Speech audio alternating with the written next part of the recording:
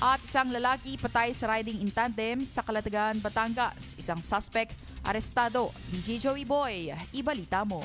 GB Balita Express. Patay ang isang 43 anyos na lalaki na kinilala sa pangalang Michael matapos pagbabarili ng riding in tandem sa kahabaan ng National Highway Barangay Balibago, Calatagan, Batangas, pasado alas 8 ng umaga noong Setyembre 9.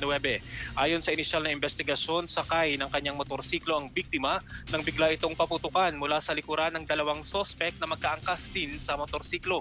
Dead on the spot ang biktima at bumangga pa sa konkretong road barrier habang mabilis na tumakas ang mga salarin patungo sa direksyon ng liyan o balayan.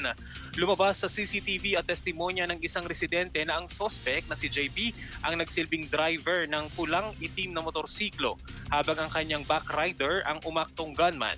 Iniwan umano ni JP ang motorsiklo sa bahay ng kanyang kaibigan at sinabing babalikan kinabukasan. Sa follow-up operation ng Calatagan Police, katuwang ang 1st and 2nd Batangas Provincial Mobile Force Companies, Provincial Intelligence Unit Batangas, Batangas Drone Team at iba pang police station sa Balayan, Lian, Tuwi at Calacas City, natunton at naaresto si JP sa mismong bahay nito sa Barangay Hukay, Calatagan, Batangas. Patuloy naman ang operasyon para mahuli pa ang kasamang gunman at inaalam na rin ang motibo sa krimen. Para sa GV Balita Express, ito si DJ Joey Boy sa GV 99.9, Your Good Vibes.